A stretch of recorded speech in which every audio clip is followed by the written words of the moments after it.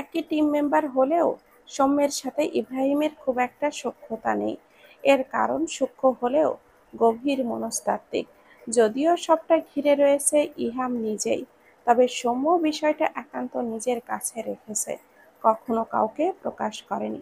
তবুও নিজের উদ্দীপনা দমিয়ে রাখতে না পেরে এসেছে ইব্রাহিমের কাছে। খানিকটা ইতস্তত বোধ করেই সৌম্য বলল, তোমার সাথে একটু কথা ছিল। ফোনের স্ক্রিন থেকে দৃষ্টি সরিয়ে এবার তার দিকে ফেরায় ইব্রাহিম। এরপর পকেটে ফোনটা রেখে স্থির গলায় জানতে চায়, বলো সৌম্য, বিশেষ কোনো দরকার? হুম, গম্ভীর স্বরে জবাব দিল সৌম্য, কোনো ভনিতা ছাড়াই প্রশ্ন করল, আজহার পাটোয়ারি কোথায় ইব্রাহিম? ক্যাপ্টেন আমাদের এই বিষয়ে জানায়নি এখনো। কপাল কুঁচকে ইব্রাহিম ক্ষীণ স্বরে জিজ্ঞাসা করে, তুমি কি ক্যাপ্টেনকে প্রশ্নবিদ্ধ করছো সৌম্য? খানিকটা চমকায় সৌম্য। ক্যাপ্টেনকে সে নিজেও যথেষ্ট মান্য করে এবং এমনকি সে বেশ পছন্দও করে। তবে তার এমন কৌতূহলের অন্য কারণ আছে, মনের চাপা না বলা কিছু কথাও আছে। এমনটা তুমি কি করে জানতে চাও সৌম্য? তুমি কি জানো না ক্যাপ্টেন কিরকম ধরনের মানুষ? ওনার টিম মেম্বার হয়েও ওনার প্রতি কি তোমার বিশ্বাস নেই? কোন আক্কেলে এমনটা জিজ্ঞাসা করো তুমি? ইব্রাহিমের মেজাজ খারাপ হলো। সৌম্যের প্রতি বিরক্ত হয়েছে ইহামের বিরুদ্ধে এমন প্রশ্ন করায়। ক্যাপ্টেন যেহেতু বলেছে মিশন কমপ্লিট, তো নিশ্চিত থাকো, খামোকা টেনশন করে নিজের শরীর খারাপ করার কোনো প্রয়োজন নেই। আজ যাওয়ার সময় নিশ্চয়ই ক্যাপ্টেন আমাদের যা জানানোর জানাবেন। মেয়েটা এখনো অভিমানে মুখ ফিরিয়ে রেখে ভেতরে ভেতরে যে ফুঁসছে তা বেশ টের পায় ইহাম। তবুও সে শান্ত স্থির কম্পিত কণ্ঠে আবারও বলে, মন আকাশে কালো মেঘ সাজিয়ে অভিমানী স্বরে, আমি আপনার সাথে কথা বলতে চাই না। বললাম তো, আপনি যান। কোমল বিগদ্ধ কণ্ঠে বলে ইহাম। দেখি, এদিকে তাকাও। পারবো না। আপনি যান পাষাণ লোক। কথা শেষ করে মায়েরা নড়ে চড়ে ওঠে। কাল সারাদিন গুলিবিদ্ধ দগ্ধ হাতটা প্রায় অবশ ছিল, তাই ব্যথাটা তেমন টের না পেলেও আজ হাতটা নাড়াতে বেশ কসরত করতে হচ্ছে। হাতের ভর দিয়ে নিজের বল শক্তি দিয়ে উঠতে চাইলে আবারও বিছানায় পড়ে যায়। তা দেখে ইহাম এগিয়ে আসে দুপা। হাত বাড়িয়ে ধরতে চাইলে মায়েরা মানা করে দেয়। তা দেখেই চোখ পাকায় গাম্ভীর্য আভিজাত্যে মোড়া কঠোর হৃদয়ের লোক। জড়ানো কণ্ঠে বলে, মারবো এক আছাড় বেয়াদব। ইহামকে সিরিয়াস দেখে মায়েরা কিছুই বলে না। থমথমে মুখ আর রাগী চোখ বলে দেয় ভেতরের কথা। লোকটা নিজের কাঠপেটা শক্ত হাতটা বাড়িয়ে দিতেই পুনরায় কড়া কথা শোনার আগে থমথমে মুখে মায়েরা সেই হাতটা ধরল। ইহামের সাহায্যে উঠে বসতে বসতে ক্ষীণ আওয়াজে মলিন মুখে জবাব দিল, পারবেন তো শুধু এটুকুই, এছাড়া পারেন কি? কঠোরতা আপনার আবরণ না? তোমার চোখ খালি আমার কঠোরতাই খুঁজে, তাই না মাথামোটা গবেট একটা? মুখ মুছড়ে মায়েরা অন্য পাশে নিল। কোনো উত্তর দিল না। মায়েরার এলোমেলো চুল দুই হাত দিয়ে ঠিক করে আলতো ও স্পর্শে চিবুক ছোঁয়। মুখটা নিজের দিকে ফিরিয়ে মোটা আওয়াজে ডাকে, এইদিকে তাকাও। মায়েরা তখনও দৃষ্টি নত করে রেখেছিল। ইহাম ফের কণ্ঠ গরম করে বলে, এদিকে তাকাতে বলেছি বিয়াদব। কণ্ঠের ঝাঁঝালো তেজে অভিমানী মুখে চোখ তুলে তাকায় মায়েরা। কোমল স্নিগ্ধ সতেজ মুখখানার দিকে তাকিয়ে সকল রুক্ষতা কঠোরতা অদৃশ্য হয়। মনের কুঠুরিতে হিম মৃদু হাওয়া বয় প্রশান্তির ছোঁয়া দিতে। বুকের অশান্ত কোলাহল নিমিষেই দূর হয়ে যায়। মায়া মায়া টালমাটাল চোখে তাকিয়ে মোহাগ্রস্ত মতো ইহাম প্রশ্ন করে, আর কবে আমার কঠোর আবরণ ভেদ করে আমার অনুগ্রহ মনের খোঁজটা এক নিমিষে নিতে পারবে বোকা মেয়ে? ইহামের চাহনি আর কণ্ঠের ঝাপটা মায়রাকে স্থবির করে দেয়।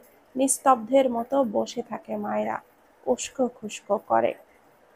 নিভু নিভু গলায় প্রশ্ন করে, আমি এতটাই অবুঝ? ইহাম ডান হাতের মৃদু চাপে মায়রার গাল দুটি জড়িয়ে নেয়। এতে মেয়েটার তুলতুলে গাল চ্যাপ্টা হয়ে ঠোঁট দুটি গোল গোল হয়ে যায়। স্যাফরানের আভা যুক্ত লাল কোমল ঠোঁটগুলির দিকে গভীরভাবে তাকিয়ে বেখেয়ালি হয়ে জবাব দেয়, একটু বেশিই বোঝো, যাকে বলে মাথা মোটা গবেট। মায়েরা নাক ফুলিয়ে মুখ ফিরিয়ে নেয় আবারও। গলায় চাপা অভিমানের স্পর্শ লেগে মেয়েটা বলে, আমি আপনার সাথে কথা বলতে চাই না, একটু একা থাকতে দিন আমাকে। তৎক্ষণাৎ ক্ষিপ্র বেগে ইহাম আবারও মায়রার গালে চাপ দিয়ে ধরে নিজের দিকে ফেরায়। লঘু স্বর তুলে জানায় তাকে হৃদয় বিদারক এক বাক্য, যা তড়িৎ বেগে আঘাত করে বুকের খুব গহীন কোণে। চলেই তো যাব বিকেলে, তারপর একা একা থেকো, আবার দেখা তো হতে বহুদূর, এমনকি রোজার ঈদেও ছুটি নাও পেতে পারি। নিমেষেই চোখ ভর্তি পানি নিয়ে ফ্যালফ্যাল করে তাকিয়ে থাকে মায়েরা। হৃদয়টা সহস্র আঘাতে চূর্ণ বিচূর্ণ হয়ে যাচ্ছে। রোজার ঈদ হতে তো আরো 3 থেকে 3.5 মাস দেরি, অথচ এই লোক কি বলছে, এতদিনেও দেখা হবে না মানে? সে তো মরেই যাবে বোধ হয়। আর এই পাষাণ লোক কিভাবে নির্দয়ভাবে বলছে দেখো। হৃদয়টা ব্যথায় খামচে ধরছে তার। দাঁতে দাঁত পিষে নিজেকে শক্ত দেখাতে মায়েরা কোনো রকমে বলল, আপনি চলে যান এক্ষুনি, আমাকে কষ্ট দিতে আপনাকে আর কষ্ট করতে হবে না। মায়রার অবুঝ লুকানো কান্না বুঝে মায়রার মুখটা ফেরানোর আগে ইহাম ঝুঁকে ওই লাল কমলা আভাযুক্ত ঠোঁটে চট করে একটা চুমু খায়। এই মুহূর্তে ওই মানুষটার গভীর উষ্ণ স্পর্শ পেতেই আবেগের প্লাবন বইল।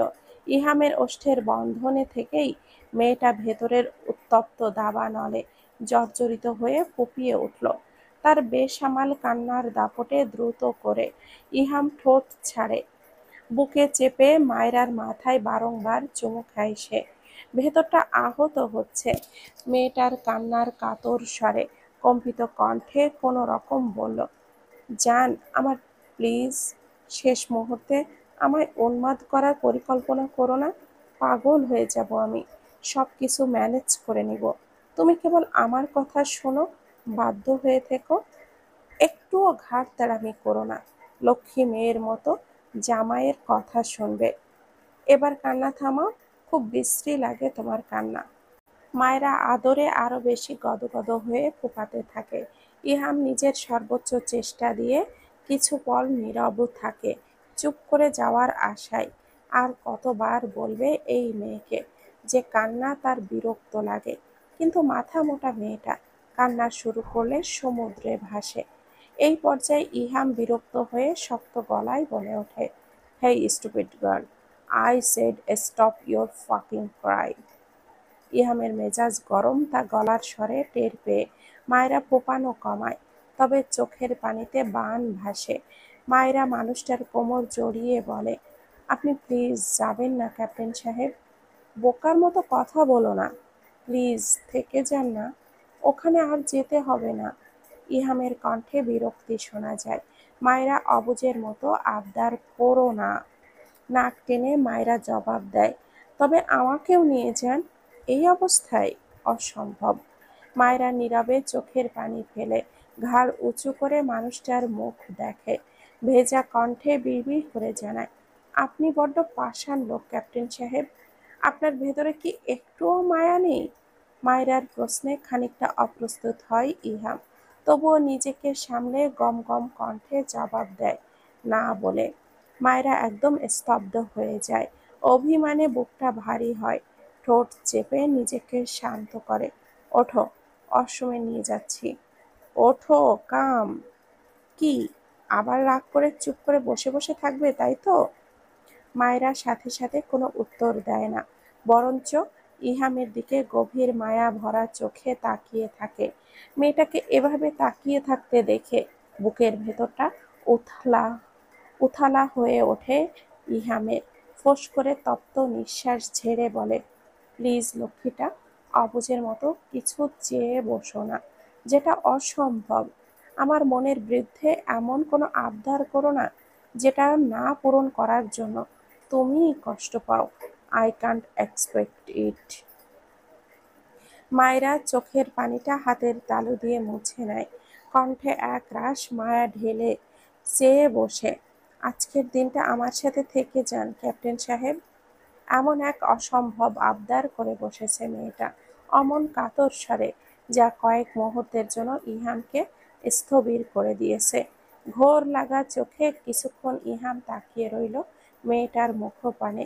কাদো কাদো লাল লাল চোখ আর নাক নিয়ে গাল ফুলিয়ে মেয়েটা যেন উত্তরের আশায় তার দিকেই তাকিয়ে মন্ত্রমুগ্ধের মতো। ইহাম ঝট করে মায়রাকে পাজা কোলে তুলে নেয়। বুকে তার তাণ্ডব জলোচ্ছ্বাস বয়। চলো, ফ্রেশ করে দিচ্ছি। আমার উত্তরটা দিলেন না কিন্তু আপনি। ইহামের গলা দুই হাতে জড়িয়ে ধরে মায়রা আলতো দৃষ্টি ফেলে প্রশ্ন করে। ইহাম জবাব দেয় না, বরং মায়রাকে আলতো করে ওপরের দিকে ছুঁড়ে দিয়ে আবারও ঠিক করে জড়িয়ে নিল। মেয়েটার ছোট্ট দেহখানা দুই হাতে ইহামের কাছে সে আরেক ধাপ ইহামের বলিষ্ঠ দেহের সাথে মিশে গেল।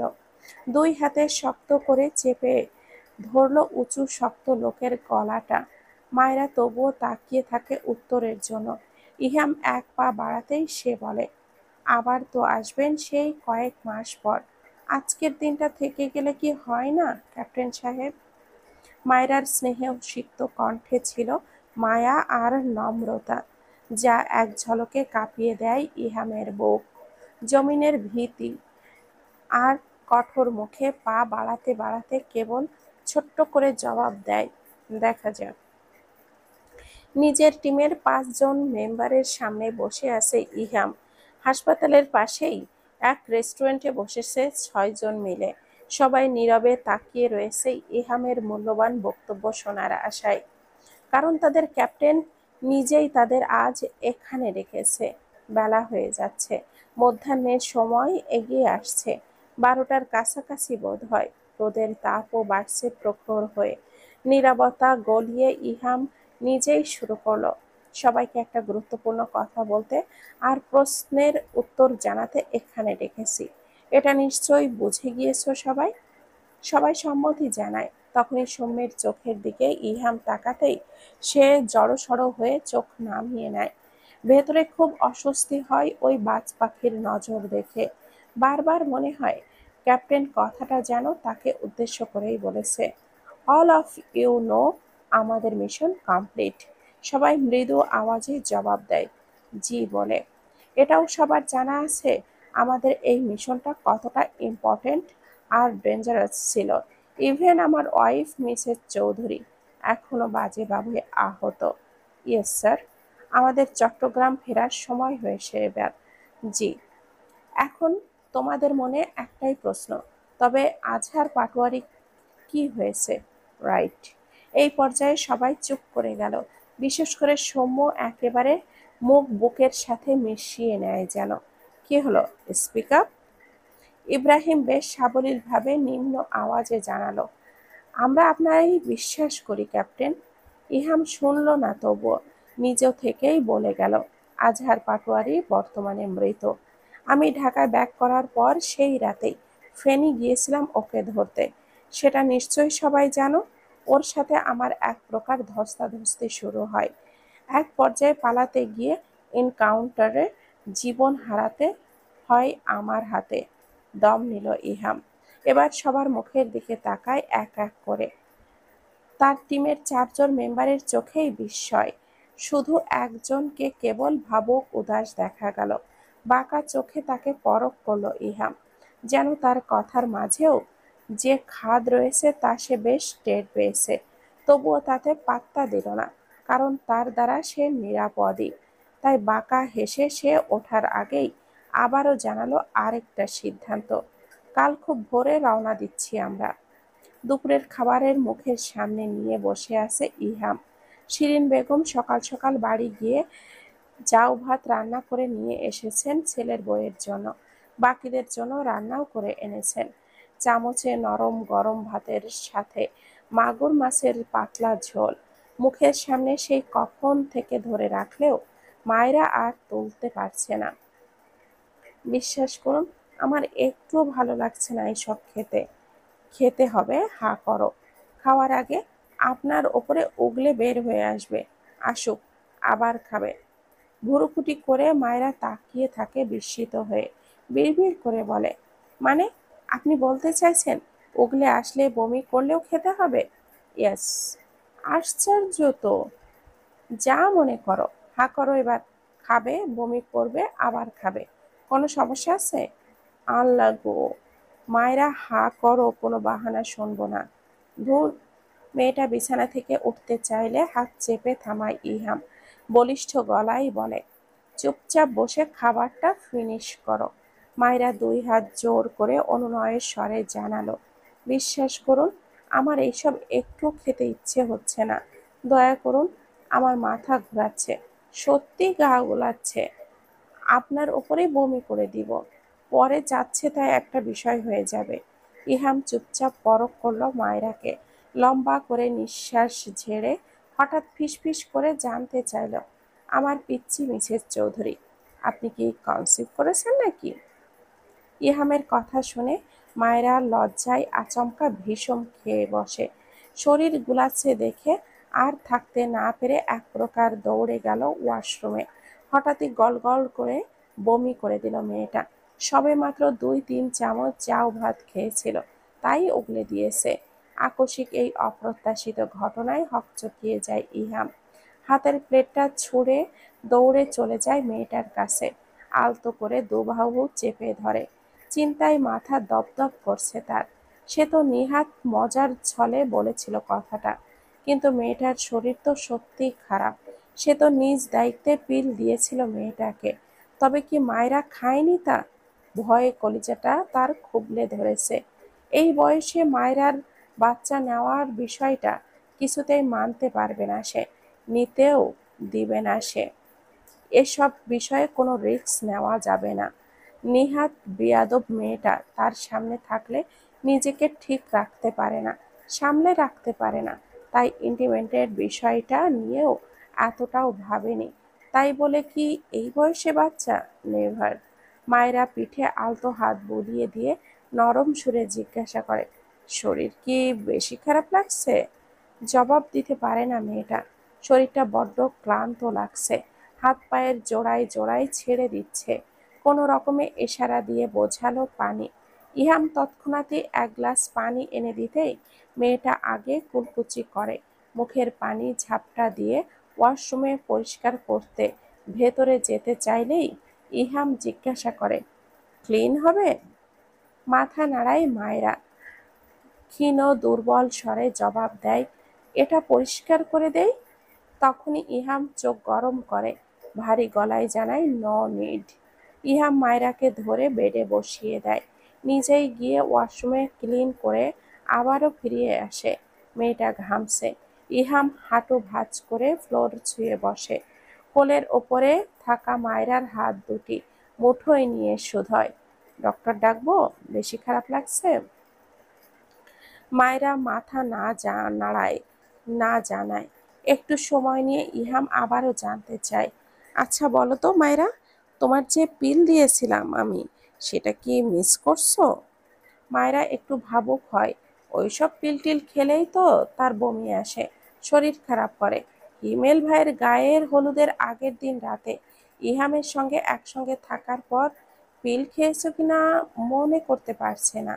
তার মধ্যে মাথাটাও ব্যথা করছে। ইহামের প্রশ্নাত্মক মুখের দিকে মেয়েটা করুণভাবে তাকিয়ে থাকে কেবল। মেয়েটার নির্লিপ্ত ভাব অন্য ইঙ্গিত দেয় তাকে। দাঁতে দাঁত চেপে তিক্ত স্বরে বলে ওঠে, শিট। কাঁপে মায়রা।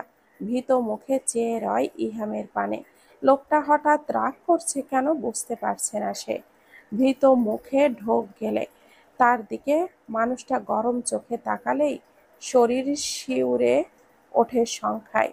এই লোকটাকে আজকাল ভয় হয় তার। মনে হয় যতই লোকটার কাছাকাছি যাওয়া হচ্ছে ততই যেন নতুন করে চিনতে পারছে সে। কেমন অদ্ভুত মানুষটার রিয়াকশনের অভিভঙ্গিমা, কিছুই আগে থেকে ঠাউর করা যায় না যেন। হুট করেই দেখা যাবে ভালো তো অমনি কঠোর হতেও সেকেন্ডও সময় নেয় না। আজকাল লোকটাকে দেখলে খানিকটা ভয়ও হয় তার। মানুষটার চাহনি দেখে ভীত স্বরে বলে মায়েরা, কি হয়েছে? ইচ্ছে করে পিল মিস করেছো? মায়েরা কোনো উত্তর দেয় না। উত্তর দাও, ড্যাম ইট! ভয়ঙ্কর ধমকে কেঁপে ওঠে মায়েরা। মাথা নিচু করে হাত কসলায়। সময় নিয়ে এপাশ ওপাশ মাথা দুলিয়ে জানায় না বলে। আবারও লোকটার ভারী গলা শোনা যায়। আমার চোখের দিকে তাকিয়ে বলো। ভয়ে ভয়ে মায়েরা মাথা তোলে। ঢোক গেলে অল্প। মানুষটা শান্তভাবে তাকিয়ে আছে, তবুও যেন মনে হচ্ছে উত্তাপের আভাস। শান্ত অথচ তীক্ষ্ণ গম্ভীর সুরে শুধালো, তুমি এখনই বেবি কনসেপ্ট করতে চাও? ইহামের এমন ধারালো শীতল স্বর স্থবির করে দেয় মায়রাকে। অদৃশ্য এক জড়তা জড়িয়ে নিয়েছে তার কণ্ঠস্বর। মেয়েটা বেশ বিচলিত হচ্ছে। চুপ করে থাকতে বলিনি মায়রা, উত্তর দিতে বলেছি। Answer me. বমি করলেই কি বেবি হয়ে যায়? আমার শরীর খারাপ লাগছে তাই হয়তো। আর চাইলেই বা কি? আপনি এমন করছেন কেন? আমি চাইছি না। ফ্লোরে হাঁটু মুড়ে এখনো বসে আছে ইহাম। তার এমন স্বাভাবিক মুখভঙ্গি আর নির্দ্বিধায় বলা কথাটা আতঙ্কে সংকুচিত করে মায়রাকে। ভয় সংকোচে কপাল কুঁচকে আসে তার। মাথা ঝুঁকে নির্লিপ্ত ভঙ্গিতে তাকিয়ে থাকে এক নাগাড়ে। মনের কোণে অন্য কিছুর আভাস জাগে। লোকটা বেবি নিতে চায় না, তাদের জীবনের ছোট্ট নরম তুলতুলে একটা প্রাণ আসুক। ওই পাষাণ মানুষটা চায় না। বেবিকে অপছন্দ করার কি কারণ থাকতে পারে? ভয়ে গলা আরো শুকিয়ে আসে মায়রার। নিস্তেজ চোখের দৃষ্টি পড়ে না মেয়েটার। আমি এখন চাইছি না বেবি নিতে। এই মুহূর্তে মায়রার মিশ্র অনুভূতি হচ্ছে। ভয়, সংশয়, রাগ সব মিলিয়ে তার তালগোল পাকিয়ে যাচ্ছে। তবুও কোনো রকম করে সে জানতে চাইল, হলেই বা কি? আপনার প্রবলেমটা কোথায়? যদিও মেয়েটা সজ্ঞানে এখনো পিল মিস করেনি। আচমকা ইহাম দুই হাত বাড়িয়ে তালুতে নিয়ে আসে মায়রার গাল দুটি। রয়ে সয়ে ভারিক্কি গলায় জবাব দিল, আমি চাই না তুমি এই বয়সে কনসিভ করো। তোমায় নিয়ে কোনো রিস্ক নেওয়ার প্রশ্নই ওঠে না মায়রা। মায়রা কি বলবে, কি অনুভব করছে সে বুঝতে পারছে না।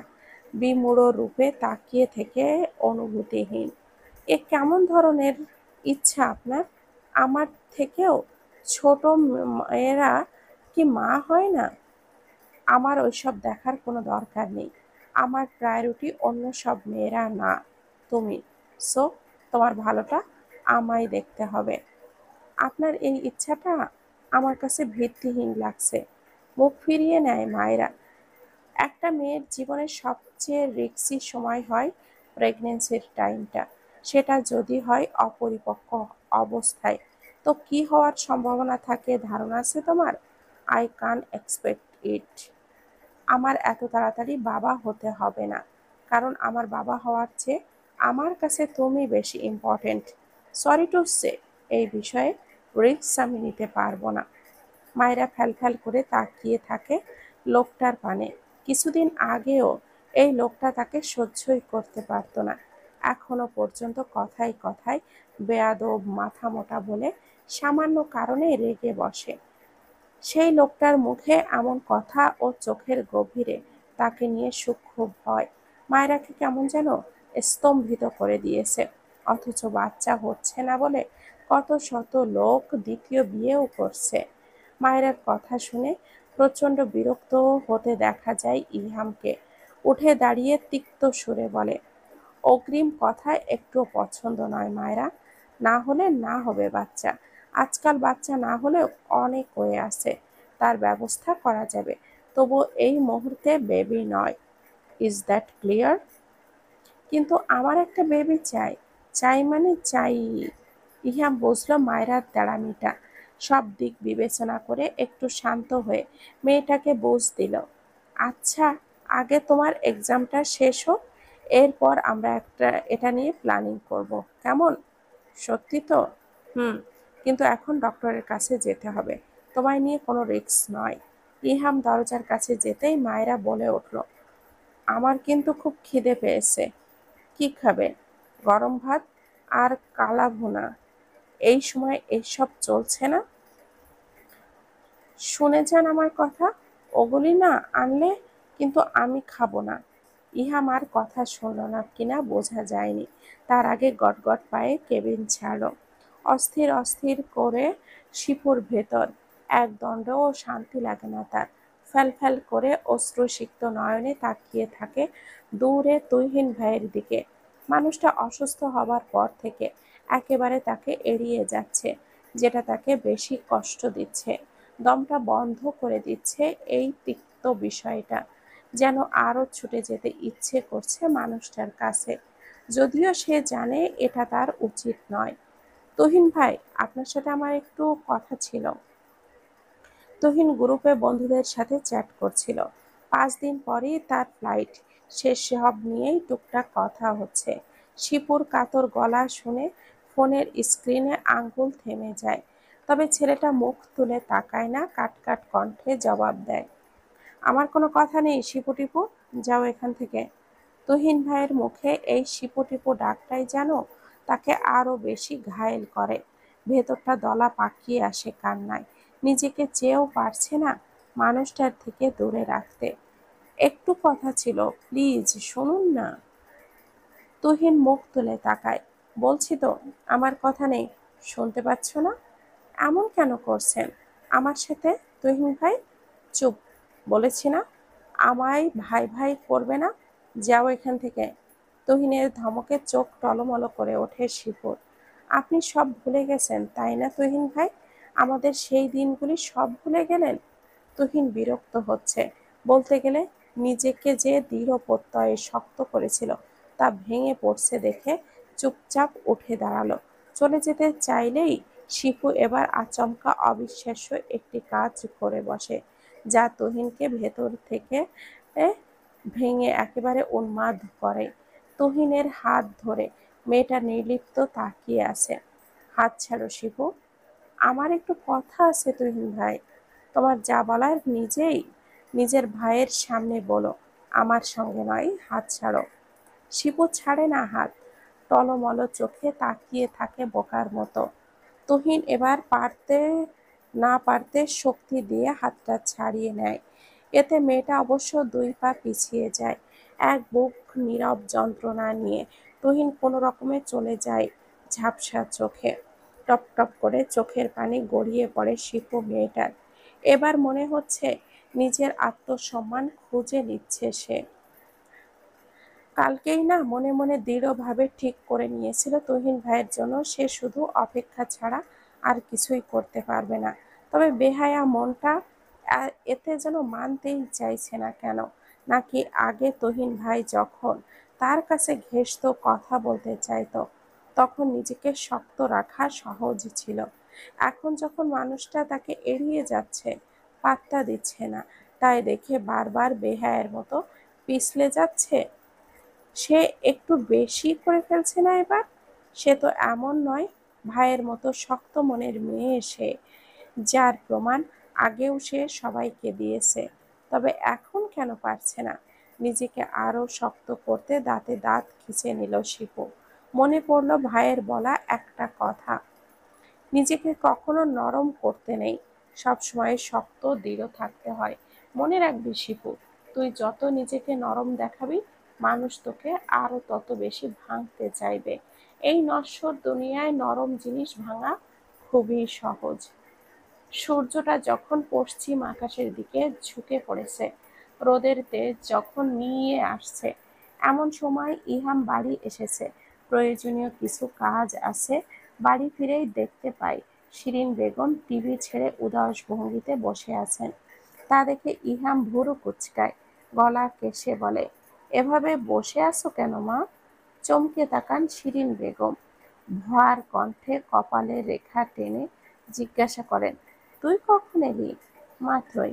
হাসপাতাল থেকে চলে এলি যে? মায়ের কণ্ঠে কিঞ্চিৎ বিদ্রূপের আভাস পায় ইহাম, তবে বেশি পাত্তা দেয় না। একটু দরকার ছিল, আবার সন্ধ্যার পরে যাব। আশপাশ তাকিয়ে জিজ্ঞাসা করলো, শিবু কোথায়? ওনা দুপুরে হসপিটাল থেকে চলে এসেছিল তোমার সাথে? নিজের ঘরেই আছে হয়তো, দরজা আটকে। থমথমে নিরস মুখে বলেন শিরিন বেগম। আমার মনে হয় ওর আর হাসপাতালে যাওয়া ঠিক হবে না। মায়ের মুখ দেখে ইহাম কিছু আঁচ করে, শার্টের দুটো বোতাম খুলে জবাব দেয়, ঠিক আছে, দিও না আর যেতে। আমি কাল ভোরে চলে যাব মা, বাবা তো হসপিটালে যাবেই, মাঝে মাঝে তুমিও যেও না হয় মায়রাকে দেখতে। যেতে তো হবেই, তা না হলে ছেলে আবার বউয়ের হয়ে কথা শোনাতে কাজ ফেলে চলে আসবে না। শিরিন বেগমের মুখের গম্ভীর শুভ্র মুখের নাকের পাটাটা ফুলে আছে। সে বুঝল মা রেগে আছে। ধীর পায়ে এগিয়ে গেলেন মায়ের কাছে। পাশের সোফাটায় ওনার মুখোমুখি হয়ে বসে প্রশ্ন করে, তুমি কি এখনো আমার উপরে রেগে মা? রাখবো না কেন? রাগার তো কিছু নেই। আর ছেলে বড় হয়েছে, বউকে একটু বেশি বকেছি বলে মাকে দুইটা কড়া কথাও শুনিয়ে দিয়েছে। ছেলে যা বলেছে তা তো ঠিকই, এখানে রাগের তো কিছু নেই। কিঞ্চিৎ হাসল ইহাম, মায়ের হাত ধরে নরম সুরে বলল, আচ্ছা, তুমি আমার উপরে আর রেগে থেকো না। মায়েরাও তো ছোট, তোমার শিপুর মতোই তো। তুমি না হয় ওকে মেয়ের মতো খুব বেশি না, একটুখানি বকে দিও, আবার সঙ্গে সঙ্গে কাছেও টেনে নিও, আমি কিছুই বলবো না। হয়েছে? শিরিন বেগম জবাব দিলেন না, তবে ওনার চোখ মুখ হালকা দেখা গেল। শার্টের বোতাম খুলতে খুলতে ইহাম উঠে দাঁড়ালো, নিজের ঘরের দিকে যেতে যেতে বলে, এক কাপ কফি হবে মা? শিরিন বেগম এক উত্তরে দিচ্ছি বলে টিভিটা অফ করে উঠলেন। যদিও তিনি মনে মনে আহামরি রাগ পুষে রাখেননি। ইহাম যা বলেছিল হয়তো সব সঠিক, তবুও তিনি কোথাও সংকোচ বোধ করতেন। ছেলে বউয়ের কারণে মাকে চলে এসেছে বোঝাতে। বিষয়টা কেমন লেগেছিল যেন ওনার মনে। যদিও মেয়েটার প্রতি ওনার কোনো বিরূপ মনোভাব নেই, সময়ের সাথে গা ভাসাবেন বলে তিনি স্থির করলেন। ছোট বেডটায় গুটিসুটি হয়ে শুয়ে আছে দুটি দেহ, একেবারে আষ্ঠে পৃষ্ঠে জড়িয়ে রেখে। কেবিনে জ্বলছে মৃদু আলো। ইহামের বুকে গুটিসুটি হয়ে শুয়ে আছে মায়রা, পড়ে যেন না যায় তাই এক হাত দিয়ে যত্ন করে আগলে রেখেছে ইহাম। সেই হাত উঠিয়েই মায়রার মাথায় আলতো করে বুলিয়ে দিচ্ছে। মায়রা, হুম, তুমি কি আমার উপরে রেগে আছো? মায়রা একটু চুপ করে। সত্যি, এটাই মেয়েটা কখনো আশা করেনি শিরিন বেগম এভাবে বকবেন। তাই নিজের ভেতরে একটু অস্বস্তি হচ্ছে, কিন্তু রাগ করেনি কখনো। একটু থেমে জবাব দেয়, উনি আমার গুরুজন, একটু বকেছে বলে রেগে থাকবো কেন? আমি কিছু মনে করিনি। ইহাম যেন মায়রার কথায় খুশি হয়, মেয়েটার মাথায় আলতো করে নিঃশব্দে চুমু খায়। এই বুঝি ইহামের মৃদু পোড়া গাঢ় ঠোঁট দুটি ভুল করে কুন্তল ছুঁয়েছে। মা কিন্তু মোটেও রাগী নন, উনি অনেক নরম মনের মানুষ, তোমাকেও খুব ভালোবাসেন।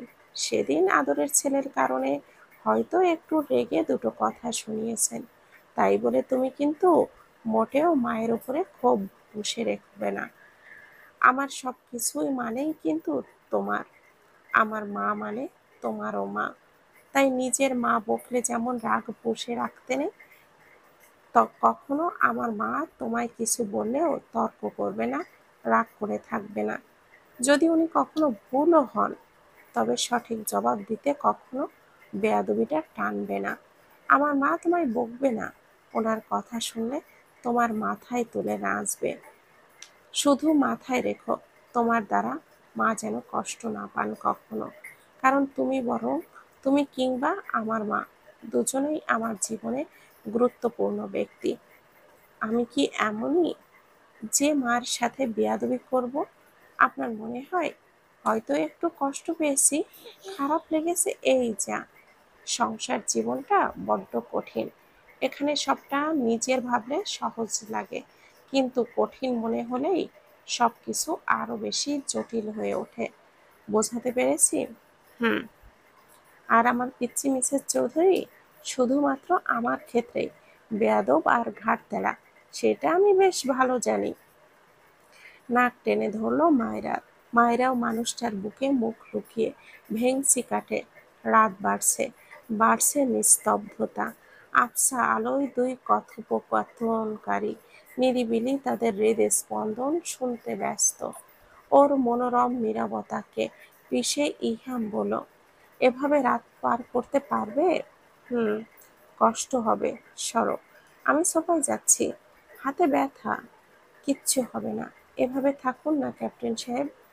জবাব দিল না ইহাম।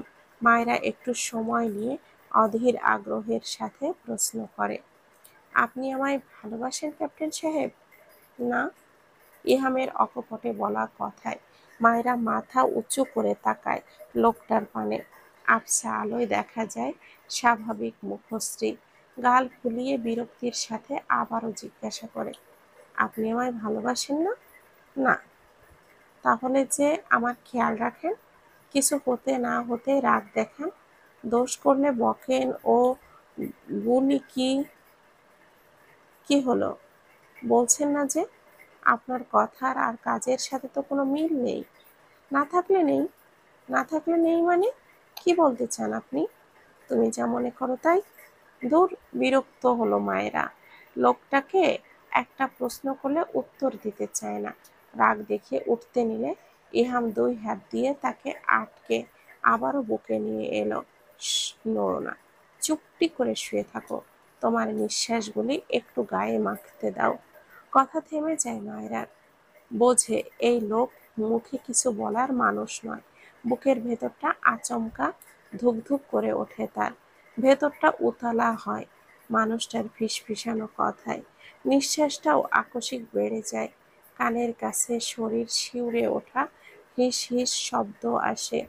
আমার মিসেস পিচ্চি চৌধুরী, আপনার হঠাৎ এই ঘন ঘন নিঃশ্বাস নেওয়ার মানেটা কি? আবার আমায় কোনো দুষ্টু ইঙ্গিত দিচ্ছেন না তো? মুহূর্তেই ইহামের বুকের কাছটায় টি-শার্ট খামছে ধরল। মায়রার ভেতরটা সত্যি বড় অস্থির, বিচলিত, উদ্বিগ্নের সাথে নিঃশ্বাস হয়ে উঠেছে ভারী। মনের গভীরে যেন ঢেউ উঠেছে উচ্ছৃঙ্খলভাবে। হৃদয়টা ধিকি ধিকি করছে। অনুভূতিতে টালমাটাল লাগছে চারপাশ। মায়রার অবস্থা দেখে খেই হারায় ইহাম। দাঁত পিষে নিজের ধৈর্য সামলে রাখে। মায়রার খুব ঘনিষ্ঠ থেকে ঠোঁটটা নাড়িয়ে ফিসফিস করে বলে, প্লিজ মায়রা, আর না। আমি নিজেকে ধরে রাখতে পারছি না। ভেতরের সব কিছু খান খান হয়ে যাচ্ছে। প্লিজ এরকম করো না আর। I can't control myself anymore. নিজেকে কন্ট্রোল করা খুব বেশি মুশকিল হয়ে যাচ্ছে জান। মায়রার নিঃশ্বাস আরো ভারী হয়ে আসে। হাঁপানো রোগীর মতো করে মেয়েটা। তা দেখে নিজের সব ধৈর্যের শিকল ভাঙে। মায়রার এলোমেলো চুলের ভেতর শক্ত করে হাত গলিয়ে দিয়ে উষ্ণ ঠোঁটে ঠোঁট বোলায়। আস্তে ধীরে ইহামের স্পর্শ গাঢ় হতে থাকে। চুম্বনের তীব্রতা এত যেন মেয়েটার নরম কমলা আভাযুক্ত ঠোঁটের সবটুকু মাধুর্য চুষে নেবে অদম্য তৃষ্ণায়। ইহামের হাত নিষিদ্ধ জায়গায় হন্যে হয়ে ঘুরছে নিজের ছোঁয়ায় প্রগাঢ়তাটুকু উপলব্ধি করে। হুট করে চোখ মেলে চায়। মেয়েটা নিজেও যেন অনুভূতির তাড়নায় তাকে নীরবে সায় দিয়ে যাচ্ছে। তবে সে কিছু একটা ভেবে হুট করে বেড থেকে উঠে দাঁড়ালো। এতক্ষণে নিজের টি-শার্টটাও খোলা হয়ে গিয়েছিল বেচারার, কিন্তু করুণ নাজেহাল অবস্থায় সেটা গায়ে জড়িয়ে নিল। কোনো রকমে ভেতরের অশান্ত ঝড় সামলে বলল, তোমার এই মুহূর্তে এইসব অসম্ভব। সে যতই ভেতরে তুফান হোক। একটু দম নেয় ইহাম। এসিতেও ঘেমে একাকার ছেলেটা লম্বা করে শ্বাস টানছে। 5 মিনিট সময় দাও, ফিরে আসছি। মায়েরা রক্তলাল চক্ষুতে তাকিয়ে। রাগে তার অনুভূতিতে এক বালতি বরফ পানি পড়ে তা জমে গেল। নিজের কাছেই এলোমেলো ভালোবাসার লোভ দেখিয়ে আবারও নিজেই যেন প্রত্যাখ্যান করে দিয়ে ড্যাং ড্যাং করে চলে যাচ্ছে। আবার তার অসুস্থতার অজুহাত দেখানো হচ্ছে। ঢং, যেন সতী সাবিত্রী একটা। সে কি মানা করেছে নাকি? তার উষ্ণ অনুভূতিতে ঠান্ডা পানি ঢালার মানে কি? লজ্জা, সংকোচ। মেয়েটা তবুও কিছুই বলল না। কেমন কেমন করে শুধু তাকিয়ে রইল ইহামের মুখের দিকে। মেয়েটার দিকে তাকিয়ে ইহামের ভুরু কুঁচকে আসে। যেন ওই চোখের ভাষা বলে দেয়, আমিও তো আপনাই না করছি না, তবে এত দূর ঠেলা কেন? মায়রার নীরব চোখের ভাষা বোঝে ইহাম, নিজ উদ্যোগে জানালো, যদি মানুষ জানতে পারে যে অসুস্থ ভয়ের সুযোগ নিয়ে জামাই হসপিটালের বেডে কাজ সেরেছে, তখন ক্যাপ্টেন ফাহাদ ইহাম চৌধুরীকে সবাই সিসি ধিক্কার দিবে, বলবে এ কেমন পুরুষ যে বইয়ের অসুস্থতাতেও নিজেকে কন্ট্রোল করতে পারে না। না বাবা, আমি এমন আস্তাগফিরুল্লাহ মার্কা কাজে নেই। সকাল 11:45 বাজে। আজ বাড়িতে মেয়ের শ্বশুর আর ননদ আসবে দেখতে।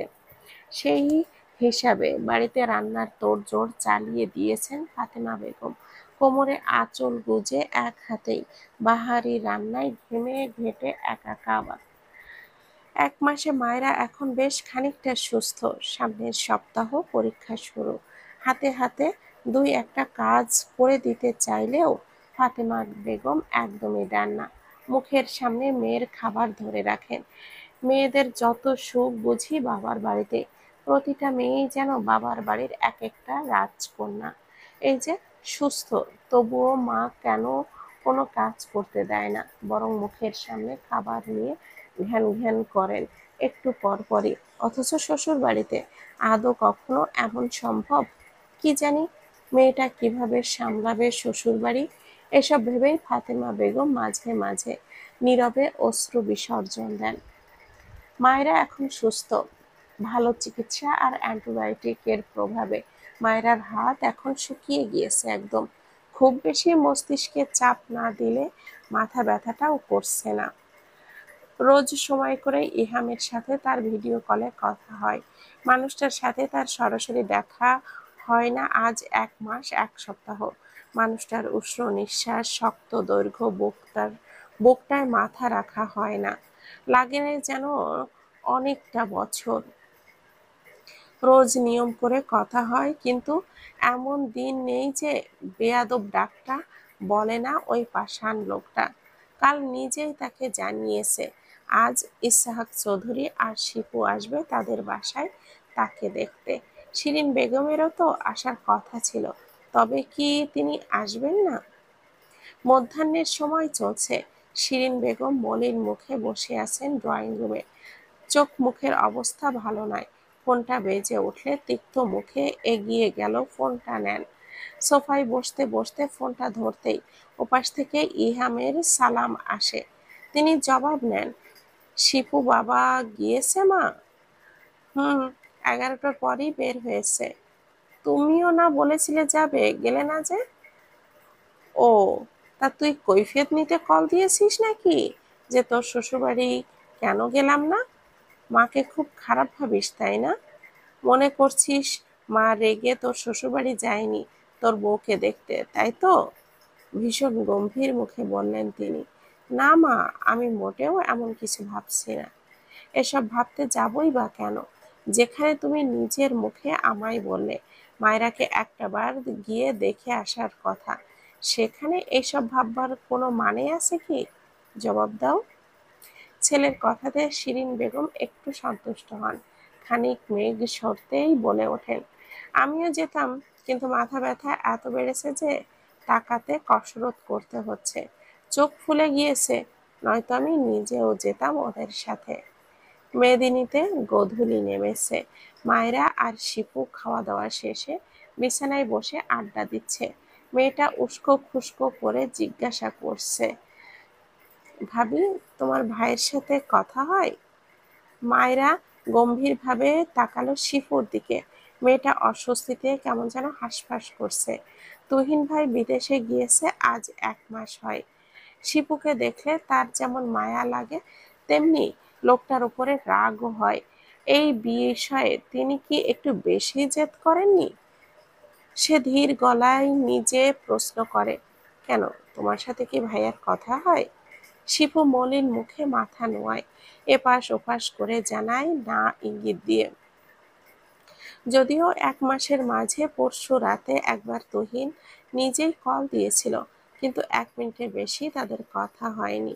ওপাশ থেকে তুহিন ভাইকে কেউ ডাকছিল বলে কল কেটে গিয়েছে। মায়েরার ফোন বাজতেই এগিয়ে গিয়ে পড়ার টেবিল থেকে ফোনটা তুলে নেয়। রিসিভ করে সালাম জানালেও ওপাশ থেকে সালামের উত্তর না দিয়ে ইহাম কেমন যেন হুংকার দিয়ে বলে ওঠে, কাল প্রাইভেটে যাওয়ার সময় কি হয়েছিল? আচমকা এমন প্রশ্নে থমকায় মেয়েটা। ভয়ে কপাল কুঁচকায় মৃদু। ঢোক গিলে থেমে থেমে জানায়, কি হবে? প্রাইভেট শেষ করে বাসায় এসেছি। মুহূর্তেই ওপাশ থেকে ভয়ঙ্কর চিৎকারে কান তব্দা হয়ে ওঠে মায়রার। শো শো শব্দ হতে থাকে যেন কানের ভেতর। বেয়াদবের বাচ্চা, একদম মিথ্যা বলবি না আমায়। সত্যি সত্যি বল, কাল বাড়ি ফেরার পথে কিছু হয়নি তোর সাথে? যদি একটাও মিথ্যা কথা বলছিস জবান কেড়ে নিব কিন্তু মায়রা। ইহামের সিংহের গর্জনে ফোনের ওপাশে থাকা মায়রা কেঁপে উঠল। ভয় আতঙ্ক নিয়ে গেল তাকে অন্য কোথাও। চোখের পাতা ফেলে শুকনো ঢোক গেলার আগে আবারও ইহাম বলে উঠল, মেজাজ গরম করিস না মায়রা, যা বলার বলে ফেল। আমার কিন্তু মাথায় রক্ত উঠে যাচ্ছে, গলা শুকিয়ে কাঠ। প্রাণ পাখিটা যেন পালাই পালাই করছে মায়রা। দূরে থেকেও লোকটার ভয়ঙ্কর রাগ পুরোপুরি না হলেও খানিকটা আঁচ করতে পারছে। আজকাল লোকটা তার বিষয়ে যেন আরো সচেতন হয়ে গিয়েছে। সামান্য কিছুও সহ্য করতে পারে না। এত রাত ঔষধ খায়নি ফাতেমা বেগম। বলছিলেন ওনার কাছে সেই 12টার পরপরই লোকটা কল দিয়ে। সে কি বকা! অগত্যা ঘুম ভেঙে ঔষধ খেতে হয়েছে তাকে। ওই পাষাণ মানুষটা কাছে না থেকেও যেন নিজের সবটুকু হুকুম তার ওপর জারি করে দিচ্ছে সব ক্ষেত্রে। আমি উত্তর চাইছি মায়রা, আনসার মি। থতমত খায় মায়রা। ঢোক গিলে বলে, আসলে কাল প্রাইভেট থেকে বাড়ি ফেরার পথে তোমার সিনিয়র একটা ছেলে তোমায় আজে বাজে কথা বলছে, এমনকি হাতও ধরেছে। এক পর্যায়ে তুমি জোরাজুরি করে পর থেকে ছুটে এসেছো, রাইট? মায়েরা বিস্ময়ে স্তম্ভিত হয়ে যায়। এই লোকটা চট্টগ্রাম থেকে ঢাকার সব খবর জানে কি করে? মায়েরার বিস্মিত চোখ গোল গোল হয়ে ঠোঁট উল্টালো। অথচ তুমি আমাকে ঘটনাটা জানানোর প্রয়োজন মনে করলে না? রাবিশ! কাল রাত তোমার সাথে 1 ঘন্টা 8 মিনিট কথা হয়নি বলেছিলে? মাথা নুইয়ে আনে মায়রা, অপরাধীর কণ্ঠে জানায়, কোনো ঝামেলা হোক আমি সেটা চাইনি। তুমি কি ভেবেছ আমি চট্টগ্রামে থাকি বা ভিন গ্রহে? আমার বউকে কেন স্কাউন্ড্রেল কিছু বলে চলে যাবে আর আমি সেটা জানবো না? আমার কানে আসবে না সেই কথা? একদম ওর কলিজা ছিঁড়ে নিয়ে আসবো না? মায়েরা বুঝলো শেষের বাক্যটা বেশ ক্ষোভের সাথে বলল ইহাম, সামান্য একটা বিষয় তাই? হেই বেয়াদব, তুই আমার সামনে সামান্য? মায়েরা চুপ। উত্তর দে, বল, তুই আমার কাছে কি তুই নিজে জানিস? মায়েরা নিশ্চুপ হয়ে আছে। ক্যাপ্টেন ফাহাদ ইহাম চৌধুরীর বউ তুই। মোটেও সামান্য কিছু নস, কথাটা মনে রাখবি। You are very expensive to me. মায়েরা বুলি হারিয়ে ফেলেছে। আবেগে চোখ দুটি টইটম্বুর তার। কিছু বলবে তার আগেই তাকে থামিয়ে দিয়ে ইহাম বলল, আমার তো রেগে তোমাকে আগে 2টা চড় দিতে ইচ্ছে হচ্ছে, মাথা মোটা বেয়াদব। এমন একটা ঘটনা আমার কাছ থেকে লুকিয়েছ কোন বুদ্ধিতে? শুনুন আমার কথাটা, আমি কল না দেওয়ার আগ পর্যন্ত তুমি আমায় কল দিবে না মায়েরা। শুনুন, রাখবেন না ফোন। মায়েরার কথা শুনল না ইহাম। নীরব ক্রোধ নিয়ে নিজেই খট করেই কলটা কাটল। চোখের পানিগুলি এবার টুপটুপ করে পড়ল মায়েরার। সামান্য একটা কারণে ওই লোক এত রিয়াক্ট কেন করে সেটা বুঝে পায় না সে। লোকটা এতটা রাগী কেন? সে না হয় একটু ভুল করেছে, তাই বলে এমন করবে? চোখের পানি ফেলতে ফেলতে মায়েরা আবারও কল দেয়, কিন্তু ফোনটা বন্ধ পাওয়ায় যায়। মেয়েটা যতবার কল লাগায় ততবারই বন্ধ আসে। কোনো কিছুই ভালো লাগছে না তার। পরীক্ষার বাকি আর মাত্র 5 দিন, অথচ এই 1 মাসে যে প্রিপারেশন নিয়েছিল এখন সেই জোরটাও নেই। গত 2 দিন ধরে ইহাম তাকে কল দেয় না, কথা হয় না লোকটার সাথে। বেলকুনিতে মনমরা হয়ে দাঁড়িয়ে থাকে মেয়েটা। আচমকা ফোনের শব্দে ধ্যান ভাঙে তার। অবুঝ ছোট্ট মনটা সায় দেয় ইহাম কল দিয়েছে, কিন্তু তার মনটা খান খান হয়ে দিয়ে মিথিলার কল আসে। বিবশ মুখে ফোনটা তোলে সে। কিরে, কল দিছিলি? ভার্সিটিতে ছিলাম। কয়টা কল দিয়েছি দেখছো? তিক্ত অভিমুখে প্রশ্ন করে মায়েরা। কোনো কিছুই তার ভালো লাগছে না। দেখছি। এবার বল, কেন কল দিয়েছিস? মায়েরা সব ঘটনা খুলে বলে, তার মন খারাপের কারণও বলে। বুঝলাম, তোর মন খারাপ দরকার পরে, তখন মিথিলা আপুর কথা মনে পড়ে, তাই না? অন্য সময় আর কথা মনে পড়ে না। তুমিও কথা শোনাবে নাকি এখন? আচ্ছা, শোনাচ্ছি না। কিন্তু তোর কি মনে হয় না বিষয়টা ওনার কাছ থেকে লুকিয়ে খারাপ করেছিস? মানলাম একটু ভুল হয়েছে, তাই বলে কথা বন্ধ করে দিবে, কল দিবে না? দেখ, একটা জিনিস একটু চিন্তা কর তুই।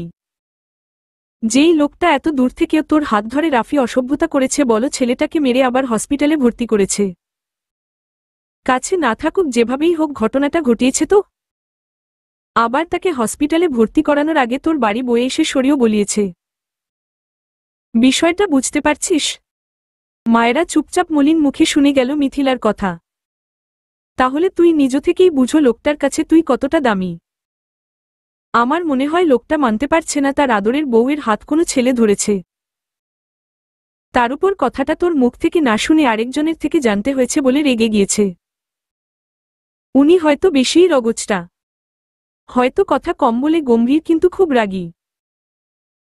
আমি পোড়ায় মন বসাতে পারছি না আপু। বোকার মতো কথা বলিস না মায়েরা। 5 দিন পর পরীক্ষা, মনোযোগে দিয়ে পড়। টেস্ট পরীক্ষার আগেও তো উনার সাথে তোর ঝামেলা হয়েছিল, কিন্তু ইহাম ভাইয়াই তো তোর সাথে কথা বলেছে নাকি? এবারও দেখবি উনিই কল দিবে। আমার যে সহ্য হচ্ছে না। মায়েরার কণ্ঠে ছিল অগাধ অসহায় বোধ, কিছু করতে না পারার নীরব আহাজারি। মিথিলা সবটা আজ করল। স্বামী সোহাগী বোন রে আমার। তোর যদি তরণ আসয় তো নিজে কল দিয়ে দে। ফোন বন্ধ। কাল থেকে 1000বার দিয়েছি। তবে আর কি বলবো? বাদ দাও, তোমার খবর কি? নতুন বয়ফ্রেন্ড এসেছে জীবনে। মনে হচ্ছে এটা পার্মানেন্ট হয়ে যাবে। তাড়াতাড়ি বিয়ে করো আপু। মিথিলার সাথে কথার ফাঁকে মায়েরার ফোনে কল এলো। কান থেকে ফোন সরিয়ে পাষাণ মানবটা স্কিনে ভাসতেই লাফিয়ে উঠল মায়েরা। চটজলদি বলল, আপু ফোন রাখো, ফোন রাখো। উনি কল দিয়েছে। ফোন ধরতেই ইহাম কেমন জলদগম্ভীর কণ্ঠে জিজ্ঞেস করল, শরীর কেমন এখন? অভিমানে গাল ফুলে উঠে মায়েরার। মাথা নিচু করে ব্যালকনির গ্রিলে নখ খুঁড়তে খুঁড়তে গম্ভীর গলায় সে জবাব দেয়, আপনার কি আর আমার খোঁজ রাখতে হয়? না হলে কি আর কল দিতাম? তর্ক না করে সেটার উত্তর দাও। এই 2 দিন তো খোঁজ নেননি। তাহলে? তুমি যেন বুঝতে পারো যেটা তুমি সামান্য ভেবেছ সেটা আমার কাছে কতটা গুরুতর ব্যাপার। মাথামোটা যখন কথাই শুনো না তখন আর কথা বলে কাজ কি? যা জিজ্ঞেস করছি উত্তর দাও। শরীর কেমন এখন? 2 দিন যখন জানতে চাননি তখন আর জানতে হবে না। জবাব দিবে নাকি ফোন রাখবো কেন? গাল ফুলিয়ে মায়েরা অভিমানী সুরে বলল, আপনি এমন কেন? এত রাগী কেন আপনি? তোমায় তো আগেই বলে দিয়েছি মায়েরা, আমি গদগদ হয়ে যাওয়া পুরুষের মতো না। আমি একটু এমনই। মেনে নিতে শিখে যাও। ভালো আছি। মায়েরা এতদিনে বেশ বুঝে গিয়েছে লোকটা উপরে উপরে বেশ করা হলেও দায়িত্ব কিংবা যত্নের দিক থেকে তার প্রতি কোনো ছাড় দেয় না। ব্যবহারটা এমন হলেও ভেতরের নরমত্ব কাজে গভীরভাবে উপলব্ধি করতে পারে সে। মানুষটা একটু অন্যরকমই। সব কিছুর ধরনও তাই অন্যরকম। রাগ অভিমানের মাত্রাটা কি একটু বেশি যে জিজ্ঞেস করা যায় না আমি কেমন আছি? হুম। তো ম্যাডামের রাগ কিভাবে ভাঙবে? একবার আসুন না ক্যাপ্টেন সাহেব। মায়রার কণ্ঠে আকুল আবদার। মেয়েটার মুখের ভঙ্গি কল্পনা করে ইহামের বুকটা জ্বলে ওঠে। নিজের অপারগতার কথা ভেবে ভেতরটা তছনছ হল তার। অবুঝ মেয়েটা বুঝে না, সে চাইলেই ছুটে চলে আসতে পারে না। সবকিছুর নিয়ম আছে, এত ঘন ঘন ছুটি তার হয় না। অথচ মেয়েটাকে বুকে চেপে ধরার বোবা ইচ্ছাটা সবসময় তাকে জ্বালিয়ে মারে। ভিডিও কলটা ধরো। ল্যাপটপের বিশাল স্ক্রিনে মায়রার শুভ্র নীল আকাশে এক রাশ কালো মেঘ জমা দৃশ্য দেখা যায়। বুকটা ছ্যাঁত করে উঠে ইহামের। ওই বলদ মেয়েটাকে কি করে বুঝাবে তার ব্যাকুল মনটা অস্থিরভাবে কতটা ছটফট করছে। এক ছুটে গিয়ে মেয়েটাকে বুকের সাথে চেপে ধরতে, কপালে গালে অসংখ্য চুমু খেয়ে, আমার মায়েরা, আমার হার্টবিট, তুমি এভাবে মুখ করে থেকো না, তোমার অমন মুখ দেখলে আমার খুব রাগ লাগে, বলার ইচ্ছাটুকু ওই নরম মনের মেয়েকে কি করে বলে সে? নিজের সীমাবদ্ধতার কথা চিন্তা করে ভেতরটা চুরমার হলেও শক্ত থাকে ইহাম। বরাবরই তো সে শক্ত কঠোর। স্পর্শকাতর বিষয়গুলিও তো সে শক্তভাবে সামলে নেয়। কিন্তু তার সকল দুর্বলতা অসহায় বোধ বুঝি ঘুরে ফিরে ওই একটা মেয়েতেই নিবন্ধ হয়। এখন যদি একটু গলে যায় ইহাম, তবে ওই মাথামোটা মেয়ে একেবারে কাদা কাদা হয়ে যাবে। ফোঁস করে তপ্ত নিঃশ্বাস ফেলে নিজের চিরাগত ফর্মে ফিরে ইহাম। সেই রুক্ষ কঠিন আদল। আমার সুইটহার্ট, এমন আবদার করতে নেই। তোমায় তো বলেছি 3 মাসের আগে আমার আর ছুটি নেই। মায়রার মুখ আরও কালো হতে দেখা যায়। ইহাম জানে, সব বুঝে। মায়রার বয়সটা বড্ড আবেগী ভালো লাগার। এই বয়সে মেয়েরা নিজেদের পছন্দের মানুষকে সবসময় কাছে পেতে চায়। কিন্তু সেটা অনেক বাধা বিপত্তির কারণে সেটা হয়ে উঠছে না। ডার্লিং, ফিরে এলে তোমায় ধামাকা অফার দিব। কোনো মন খারাপ নয়। তবুও মায়েরা কিছু বলে না। মাথা নিচু করে বিষণ্ণ নীল মুখে তাকিয়ে থাকে। মানুষটা খুব পাষাণ। তার কোনো কিছুতেই কিছু যায় আসে না। সামান্য একটা আবদারই তো করেছে, এটাও কি রাখা যায় না? অথচ বোকা মেয়েটা ইহামের কঠিন আবরণের মধ্যকোণে অন্তঃকরণের তীব্র নরমত্ব এখনও উপলব্ধি করতে সক্ষম হয়নি। প্রসঙ্গ পাল্টাতে ইহাম প্রশ্ন করে, মেডিসিন নেওয়া হয় ঠিকমতো? মায়েরা না কিছু করে না। মাথা নুয়ে রেখেই টুপটাপ চোখের পানি ফেলে। দৃশ্যটুক দেখেই ইহামের মেজাজ ছলকে ওঠে। রেগে দাঁত চাপে নিজের। ধমকের সুরে বলে, মায়েরা, কান্না থামাও। কতবার বলবো আমার সামনে কাঁদবে না, বেয়াদব মেয়ে, কথা কানে যায় না? ইহামের ধমকে এবার মেয়েটা ফুপিয়ে ওঠে। মায়েরার কান্না তার বিশ্রী লাগে। রাগ বাড়ায়। তার চেয়ে বড় কথা, বুকটা অস্থিরভাবে ছটফট করে ওর চোখের পানিতে। কেমন অশান্তি অশান্তি লাগে। মেয়েটার মন খারাপের বিষয়টা মাথায় এনে নিজেকে শান্ত করে। কোমল সুরে ডাক, মায়েরা, এদিকে তাকাও। তাকো আমার দিকে। মেয়েটা আস্তে ধীরে মাথা তুলে। এই অল্প সময়েই নাকের ধগাটা লাল হয়ে গিয়েছে। টুকটুকে লাল নাক দেখে ম্লান হাসে। আমি তো কাছে নেই। আমার কাজটা না হয় তুমি করে। দ্রুত চোখের পানিটা মুছো তো। কতবার বলবো কাঁদলে তোমায় বিশ্রী দেখায়? লাগুক। আমার রাগ হয়। হোক। এখন যে তোমার চেরির মতো নাকটা খেয়ে ফেলতে ইচ্ছা হচ্ছে তার বেলা? জবাব দেয় না মায়েরা। লজ্জা পায়। লোকটা একটা অসভ্য। বিব্রত বোধে ফেলতে ভাবে না একটুও। এই খারাপ তো এই ভালো। পড়াশুনো হচ্ছে তো? মাথা নাড়ায় মায়েরা। তুমি আমার মন আকাশের এক ফালি সূর্য কিরণ মায়েরা। সূর্য যেমন বহু দূর থেকেও পৃথিবীতে রশ্মি ছড়িয়ে দেয়, ঠিক তেমনি তুমি আমার কাছে না থাকলেও তোমার অস্বস্তিটুক সূর্যের কিরণের মতো আমার অন্তঃকরণে সর্বদা আলো ছড়ায়। ড্যাশ। শিফুর অবস্থাটা দম বন্ধকর পরিস্থিতির মাঝে আটকে গিয়েছে। তুহিন ভাইয়ের এই এড়িয়ে চলা তাকে বড্ড কষ্ট দেয় প্রতিনিয়ত। বাকি সবার কাছে নিজেকে ভাইয়ের মতো শক্ত দেখানোর চেষ্টা করলেও সে তো জানে ভেতরে ভেতরে গুমরে গুমরে একদম নিঃশেষ হয়ে যাচ্ছে সে। বুকের থেকে প্রতিনিয়ত তার অদৃশ্য রক্তক্ষরণ হচ্ছে। সেই বোবা আর্তনাদ চারদেওয়ালেই বন্দী। বইয়ের দিকে চেয়েও মন দিতে পারছিল না একটুও। তখনই ফোন বাজে। দৃষ্টি ফিরিয়ে দেখে তুহিনের কল এসেছে। বিস্ময় কপাল কুঁচকায় মেয়েটা। সেকেন্ড কয়েক সময় নিয়েই ফোন রিসিভ করে। কিছু না বলে চুপচাপ থাকে কিছুর অপেক্ষায়। শিফু, টিফু, কেমন আছো? ভালো। সত্যি ভালো নাকি মিথ্যে কথা বলছো? খারাপ থাকার কথা ছিল কি? ভালোই আছি তুহিন ভাই। শিফুর গলার অমন সুর শুনেই চটে গেল তুহিন।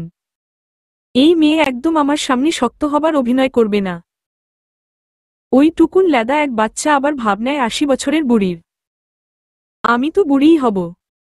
আপনার সামনে এখনো মালয়েশিয়ার কচি কচি মেয়েগুলি আছে না?